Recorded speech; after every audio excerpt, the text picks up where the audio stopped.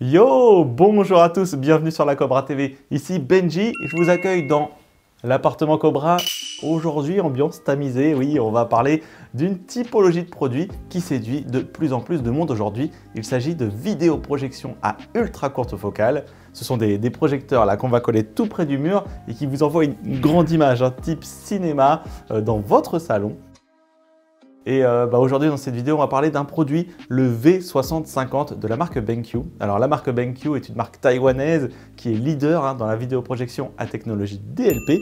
Et je peux vous dire qu'il compte bien se faire une belle place dans les vidéoprojections à ultra courte focale qui sont aussi appelées laser TV.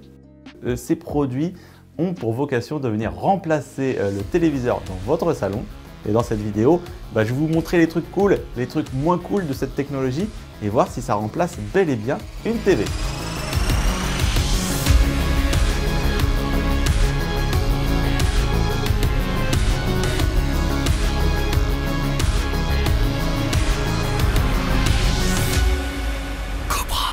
Allez, on commence tout de suite par un petit tour rapide du produit. Donc bien sûr, il est fourni avec un câble d'alimentation et une télécommande. L'esthétique est plutôt pas mal, c'est un joli bloc avec des matériaux premium. On a de l'acier sur le capot avec du tissu. C'est un joli produit, bien dessiné. À savoir qu'il existe en blanc ou en noir en fonction de si vous voulez l'intégrer dans votre salon ou dans une salle dédiée, que vous retrouvez sous deux références distinctes, V6050 pour le modèle noir et V6000 pour le modèle blanc. Ce laser TV se distingue de ses concurrents en présentant un toit ouvrant automatique qui va s'ouvrir au moment où on allume le produit et se fermer lorsqu'on l'éteint. Tout ça pour éviter tout simplement l'accumulation de poussière sur l'objectif, que ça chauffe et que ça prenne feu. Non, ça ne prend pas feu, ne vous en faites pas.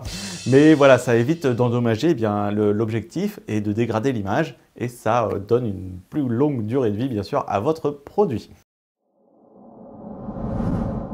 Le projecteur dispose bien évidemment d'un capteur de présence pour couper la source de lumière laser. Si jamais vous venez brancher un USB, un HDMI et que le produit est en marche, que le laser ne vienne pas percuter vos yeux et vous brûler la rétine.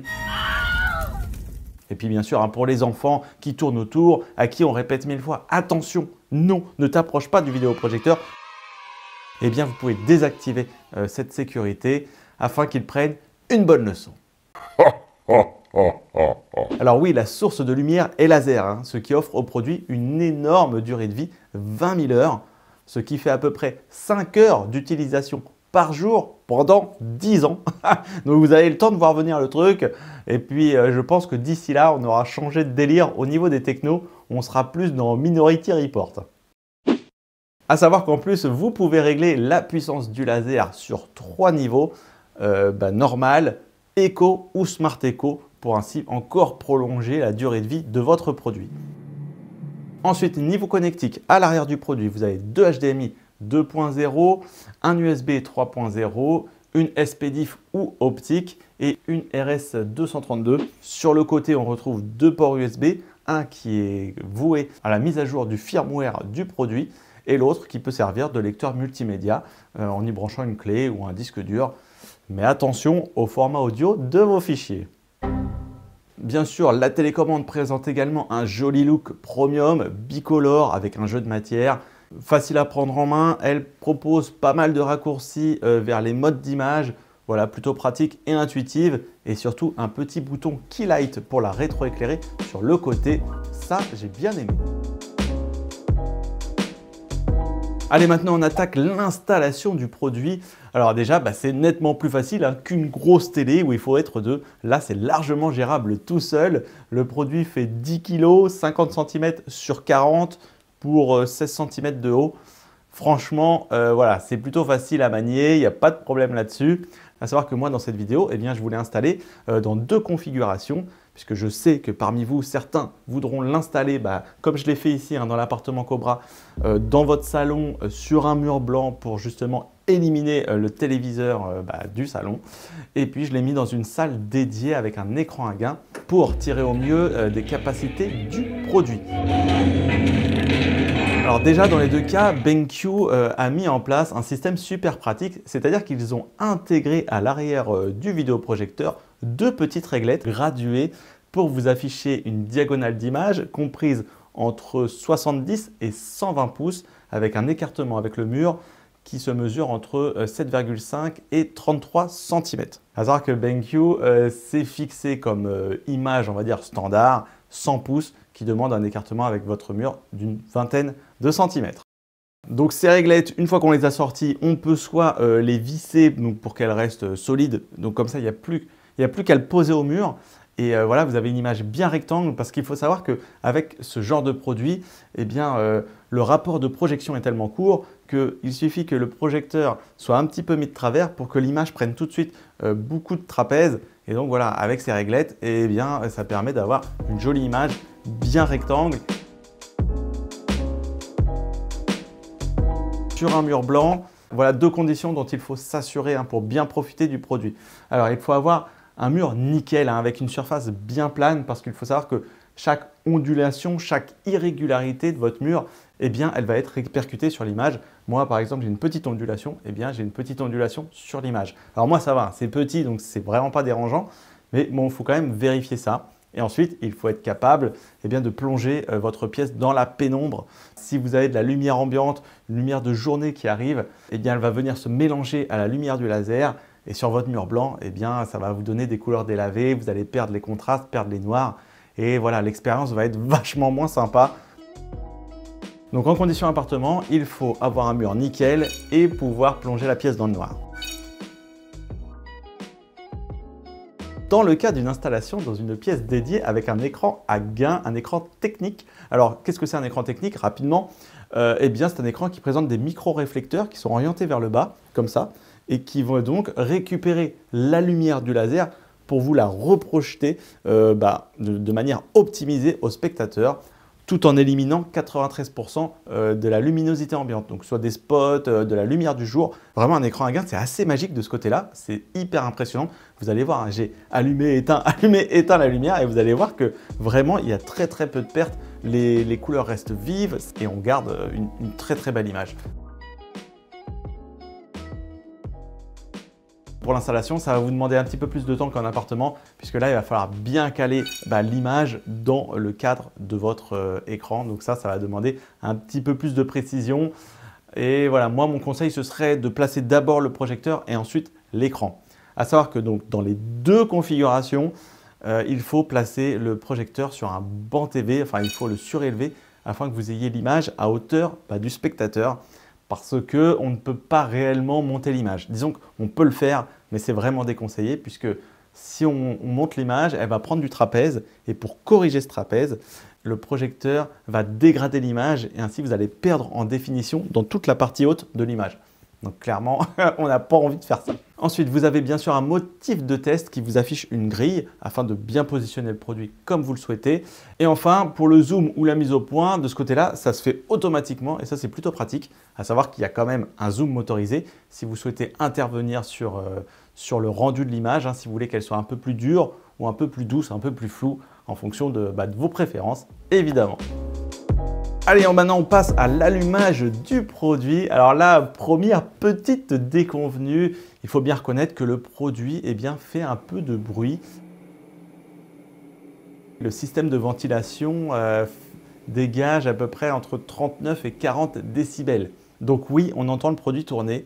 Maintenant, je vous rassure, dès qu'on est dans le film, dès qu'on envoie du contenu, on oublie très vite le bruit du projecteur.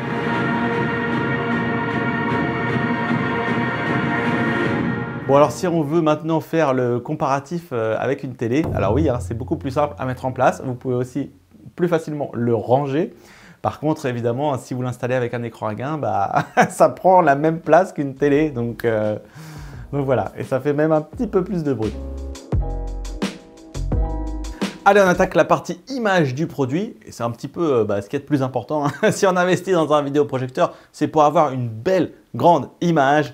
Et de ce côté-là, on est servi. Le produit est 4K, HDR, DCI-P3 et 3D. Alors, j'ai pas pu essayer la 3D.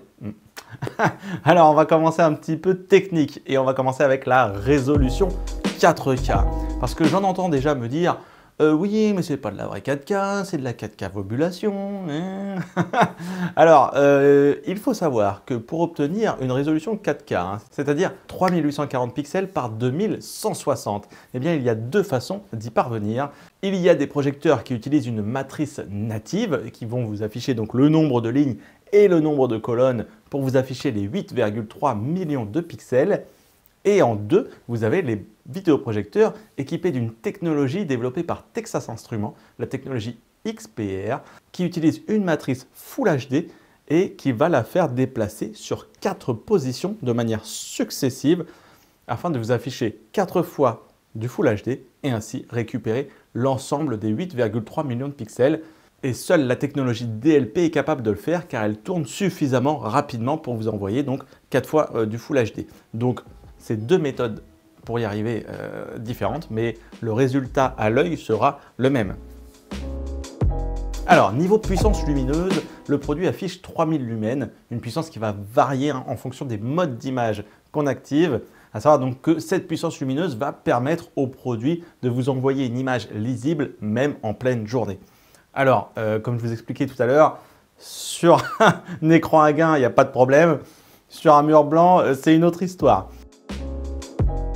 En ce qui concerne les contenus HDR, eh bien le V6050 est équipé de la technologie exclusive de BenQ, le HDR Pro, qui permet un mappage des couleurs précis, le rendant donc compatible avec les contenus HDR10 et HLG. Et je peux vous dire qu'il fait bien le boulot sur mon mur blanc dans la pénombre. Franchement, les couleurs, elles pètent, c'est vraiment super impressionnant. Oui, par exemple, dans Black Panther, là, le combat rituel dans la cascade, mais alors là, les couleurs, c'est assez incroyable. Vraiment, ça envoie la patate. J'ai été très impressionné par le produit de ce côté-là. Grosse vivacité, gros contraste et des couleurs magnifiques. Colorimétrie, gros point fort aussi du produit. Là, eh bien, sorti de carton, il est déjà étalonné. Il n'y a rien à faire. Disons que là, vous avez un produit qui va vous fournir une justesse dans les couleurs qui est assez dingue. Sur le Seigneur des Anneaux, là, je me le suis mis en 4K. Vous voyez Gandalf vous sourire. Les tons chers sont fidèles. Vous avez un beau ciel bleu. La comté est bien verte. C'est vraiment très bon. Et même sur des contenus type jeux vidéo, j'avais l'impression d'être sur une télé, quoi. Tellement c'était pétant. J'étais là, je fais mais waouh! À savoir que sur le produit, la technologie a été adaptée à la lumière laser. La roue chromatique qui est normalement RVB, ils ont rajouté du jaune pour correspondre au cahier des charges du DCI P3. Il en couvre 98%. C'est l'espace colorimétrique utilisé en cinéma numérique, à savoir qu'il couvre également 96% du REC 709, qui est l'espace colorimétrique en HDTV.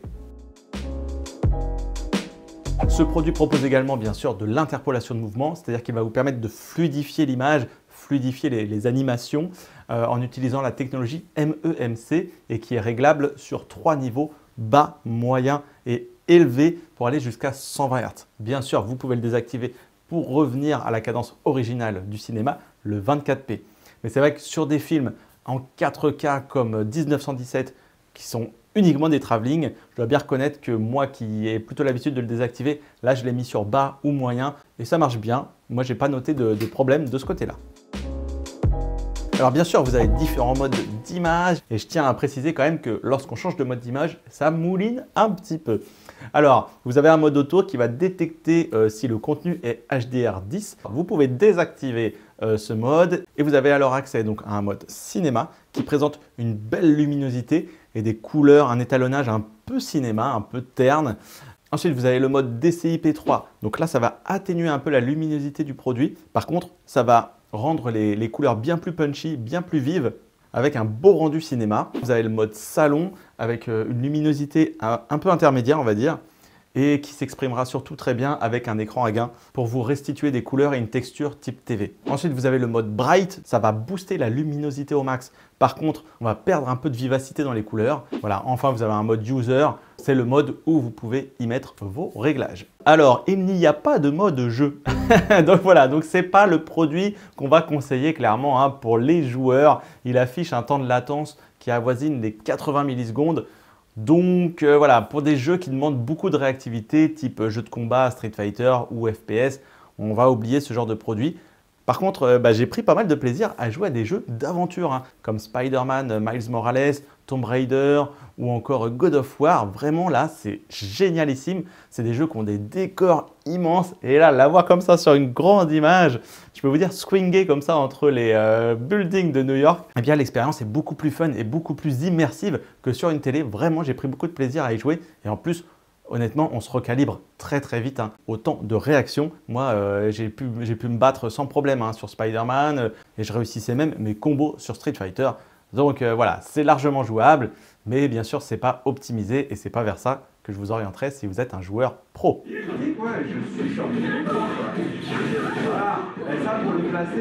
Alors si on compare versus une télé, eh bien je dirais que ça va dépendre hein, de votre façon de consommer le produit. Si vous êtes cinéma, Netflix, eh bien go le projecteur, ça vous offrira une image beaucoup plus grande, voilà, plus de sensations, une image plus saine pour les yeux et une expérience plus festive. Voilà, vous allez mettre votre truc, c'est la fête quoi, on est au cinéma. Ensuite, si vous êtes plutôt joueur et que vous regardez plutôt la télé, là le téléviseur remplira mieux toutes ces fonctions-là. Et en plus après ça va dépendre évidemment hein, si vous êtes dans un environnement lumineux ou non. Hein. L'environnement lumineux, on est d'accord, hein, la télé reste plus conseillée. Après si vous avez un écran à gain, eh bien c'est kiff-kiff hein, parce que la télé elle va avoir des reflets, elle va avoir d'autres problématiques. Là, vous allez juste perdre un poil dans les contrastes et dans les noirs. Franchement, ça se vaut largement. Donc voilà, donc juste pour en finir sur l'image, c'est un produit honnête. C'est-à-dire qu'il ne va pas vous promettre des choses qu'il ne réalise pas. Il est HDR10, il fait de l'HDR10, il est 4K, il est 4K, il est 3D. Bon, je n'ai pas fait la 3D, mais voilà, c'est vraiment un produit honnête qui va vous donner ce qu'il sait faire et il le fait bien, donc voilà. Il n'y aura pas de déception de ce côté-là et surtout, encore une fois, la colorimétrie, c'était un régal pour les yeux de voir ça. Et sur un mur blanc, j'ai vraiment trouvé ça dingue. Warning tout de même sur la technologie DLP. Oui, parce qu'elle peut entraîner chez certaines personnes qui ont une certaine sensibilité, comme moi, pas de bol, l'apparition de petits artefacts ou d'arc-en-ciel hein, sur l'image. Et voilà, ça peut être quand même désagréable. Donc avant de vous équiper d'un projecteur à technologie DLP, je vous invite quand même à aller les essayer en magasin, voir si vous y êtes sensible. Alors il faut savoir qu'en fonction des marques, ce problème est plus ou moins bien géré, à savoir que chez BenQ, il est très bien géré. Hein. Moi, j'en vois que très peu sur des modèles BenQ. Sur d'autres marques un peu plus cheap, c'est plutôt l'enfer.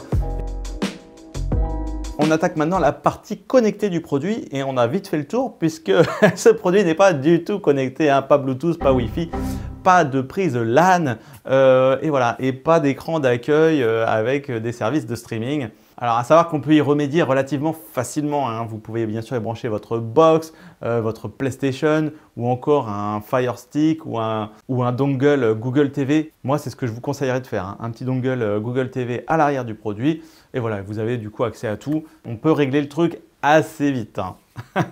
Alors ensuite il y a les menus. Quand on les voit débarquer on se dit c'est un ordinateur de quelle année le truc? Alors oui, certes, c'est austère, c'est pas très funky, mais par contre, je dois bien reconnaître que, eh bien, on s'y retrouve très facilement dans ces menus, c'est assez intuitif et c'est bien là le principal. Côté son, ce projecteur est équipé de 4 haut-parleurs en façade, masqués derrière un joli petit tissu acoustique. Cette barre de son a été développée par Trevolo, hein, une marque de haut-parleurs haut de gamme de BenQ. C'est une amplification de 2 x 5 watts, donc 10 watts au total. Alors ça peut paraître un peu faible, mais honnêtement, voilà, dans un usage quotidien, c'est largement suffisant et ça fait mieux que beaucoup de téléviseurs.